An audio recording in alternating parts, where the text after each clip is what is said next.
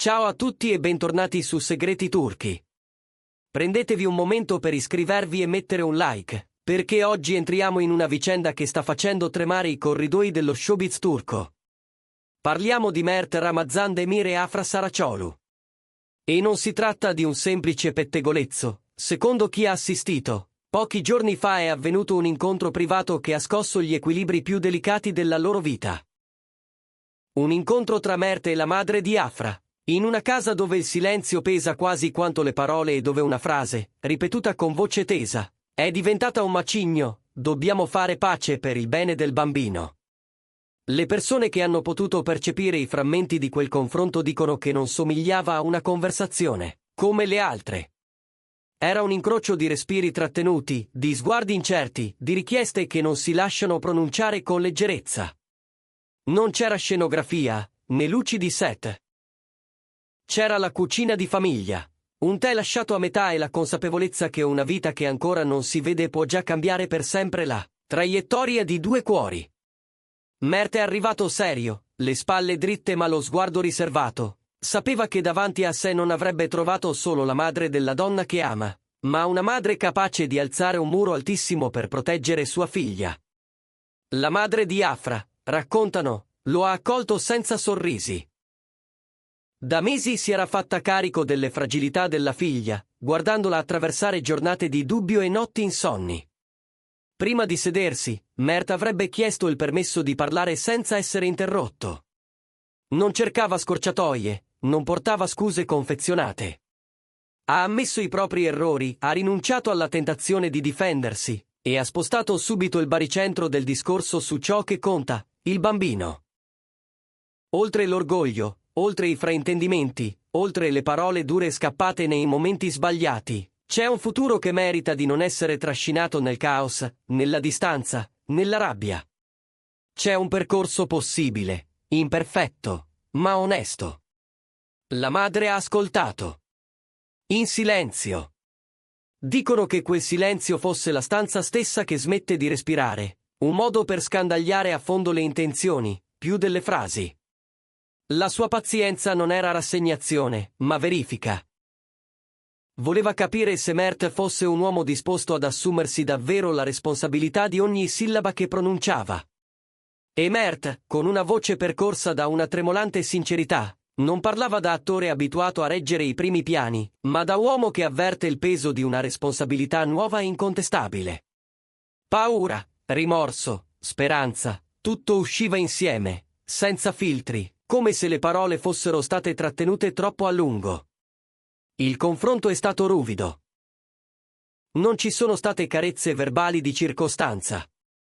La madre di Afra gli ha ricordato quello che forse lui conosceva solo per frammenti: le notti in cui Afra si è girata e rigirata nel letto, gli squilli lasciati senza risposta quando il silenzio faceva più male di una lite, i momenti in cui il futuro sembrava un corridoio troppo stretto per due. E in mezzo a tutto questo, una richiesta che ha il suono di una preghiera e la solidità di una regola: per il bene del bambino, dovreste tentare. Non giocare a rifare ciò che non esiste più, ma ricostruire da terra ciò che conta davvero. Tentare però non è facile, significa riaprire ferite che non si sono rimarginate, responsabilizzarsi di fronte a ogni scelta, accettare che nulla, nemmeno nelle giornate migliori, tornerà esattamente com'era. Le parole di Mert suonavano romantiche in superficie, ma sotto c'era il peso di un impegno che non si allenta, un misto di dovere e desiderio, di promessa e timore. Dopo quell'incontro, niente è stato più come prima. La madre di Afra ha chiesto tempo. Tempo per le lacrime trattenute, per i sospiri chiusi in gola, per lasciare che Afra ritrovasse un filo di calma. Ha chiesto silenzio e spazio, due cose impalpabili eppure fondamentali. E quando Mert ha lasciato la casa, il suo modo di camminare tradiva la coscienza di chi sente di aver detto le parole giuste ma sa di non poter manipolare l'esito. Nel frattempo Afra, dicono gli amici, ha continuato a vivere su un margine sottilissimo. La ricomposizione, per lei, non ha nulla di fiabesco. Non è una cornice incantata, ha il peso di una valigia piena di domande. È densa, complessa, scivolosa. Deve fare i conti con una gravidanza che le trasforma il corpo e il cuore, con l'eco incessante dei media che non perdonano esitazioni, con il fantasma di un passato recente che ancora le sussurra all'orecchio. Ogni decisione sembra scritta su carta bagnata, basta un tocco per deformarla. Mert, da parte sua, ha scelto un profilo basso. Ha evitato dichiarazioni e interviste. Ha rifiutato il clamore esibito che fa comodo quando si vuole cambiare la narrativa dall'esterno. Ai pochi che ha incontrato ha ripetuto una frase senza violini: il mio unico obiettivo è non perdere mio figlio prima ancora di poterlo stringere. Questo, sussurrano, è il suo centro. E se per arrivarci serve cambiare, scusarsi, smontare e ricostruire se stesso, anche a costo di guardarsi dentro come non ha mai fatto, allora sia. Non per pulirsi l'immagine, ma per mettere ordine dove conta. Fuori, il mondo osserva e giudica.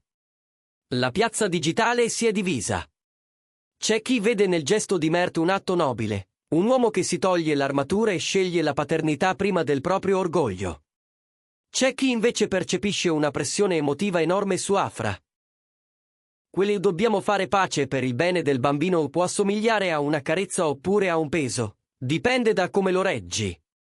I commenti scorrono, i talk di mezzanotte si riempiono di allusioni e analisi, ma la verità, quella vera, resta al sicuro dove gli occhi non arrivano, nel cuore di una donna che sta per diventare madre, in quello di un uomo che chiede perdono e possibilità, e in quello di una madre che protegge sua figlia con una determinazione che non si esaurisce.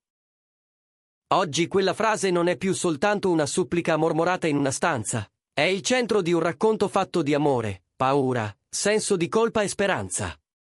È il titolo non scritto di un capitolo che nessuno può garantire finirà bene, perché ogni passo ricade su una vita che non è ancora nata ma già si fa sentire in ogni decisione. Mentre i giorni scorrono, la domanda resta la stessa: si può costruire una pace che non sia solo un cerotto?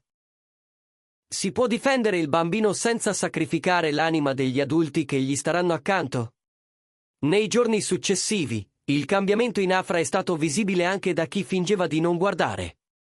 Il suo sguardo, di solito luminoso, si è fatto più distante.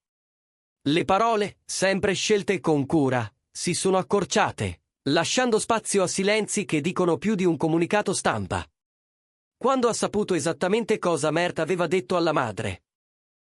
Quelle parole precise, quel tono, quel coraggio, quella paura, non ha pianto e non ha discusso. È rimasta in silenzio, come se volesse respirare la gravità di una scelta che unisce speranza e timore in uno stesso battito. Dentro, a cercare una bussola, ha risentito il richiamo di un legame che non si è mai spento davvero, e insieme la memoria della ferita che quel legame le ha lasciato. Si dice che quella sera Afra sia andata a letto presto, senza televisione, senza telefono, solo con una coperta troppo grande e la finestra socchiusa. Le mani strette sul ventre non come gesto scenico, ma come difesa istintiva. Nel buio, la coscienza che la pace di cui parlano gli altri è un lavoro quotidiano, senza fuochi d'artificio. Che la felicità non è una foto ben riuscita, ma una sequenza di decisioni piccole e difficili.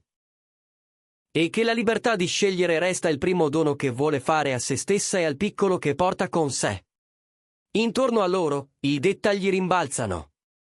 Si sussurra di una lunga camminata di Mert in un quartiere dove nessuno lo disturba, di una telefonata interrotta a metà, di un messaggio cancellato prima di essere inviato. Microscene di una realtà provvisoria, in cui ogni gesto è prova e tentativo. E mentre i riflettori cercano di intrufolarsi nelle crepe delle tende, chi li conosce davvero ripete che questa storia non sta sul palcoscenico, è nei corridoi, nelle cucine, nelle macchine parcheggiate sotto casa a motore spento, dove i pensieri fanno più rumore del traffico. Qualcuno, tra amici e collaboratori, ha detto che Afra non sta cercando una favola, ma un patto. Non un sì teatrale, ma un accordo vivo che tenga insieme fragilità e impegno. Che la parola o riconciliazione smetta di brillare come uno slogan e inizi a pesare come un mattoncino messo al posto giusto, giorno dopo giorno.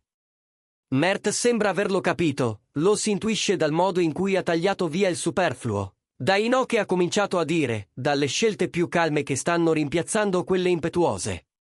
Non cerca applausi, cerca un margine per diventare quel padre che ancora è solo una forma, un sogno che mette radici. Eppure, in storie così, la linea tra gesto generoso e pressione emotiva è sottile. Dobbiamo fare pace per il bene del bambino o può essere un invito o una catena.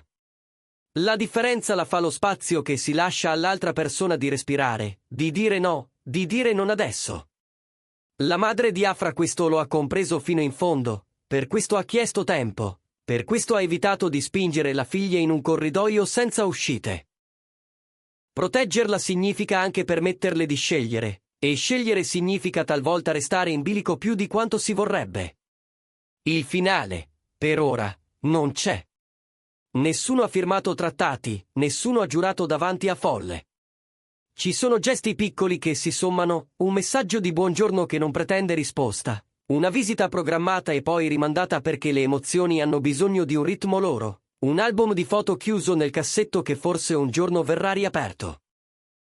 E c'è quella frase, ormai diventata un mormorio costante sotto ogni cosa: dobbiamo fare pace per il bene del bambino. Non più una supplica, ma il perno di una storia che può ancora scegliere come raccontarsi. Se c'è una verità che questa vicenda insegna è che non esiste un lieto fine garantito quando in gioco c'è una vita, che deve ancora cominciare a parlare. Esistono persone che provano, cadono, si rialzano, e cercano la strada in un labirinto che a volte li rimanda indietro. Esistono giorni in cui Afra sembra più vicina a dire sì, e altri in cui si aggrappa a un no prudente. Esistono mattine in cui Mert si veste della sua ostinazione buona, e sere in cui la stanchezza lo inchioda al divano senza parole. Noi, da qui, vediamo soltanto il riflesso, ma bastano quei riflessi per capire che qualcosa di vero sta succedendo. Una madre che veglia, una donna che ascolta la propria pancia e il proprio cuore, un uomo che sceglie la strada lunga delle riparazioni. E un bambino, invisibile e già protagonista, che da lontano chiede una cosa semplice: essere aspettato nel modo più gentile possibile. Forse la pace, alla fine, sarà soltanto questo, un gesto gentile ripetuto ogni giorno, che piano piano smussa gli spigoli. Grazie per essere arrivati fin qui e per aver ascoltato questa storia con la delicatezza che merita. Noi di Segreti Turchi continueremo a seguire ogni sviluppo con rispetto e attenzione. Restate connessi per i prossimi aggiornamenti, prendetevi cura di voi e di chi amate. Ci vediamo nel prossimo video.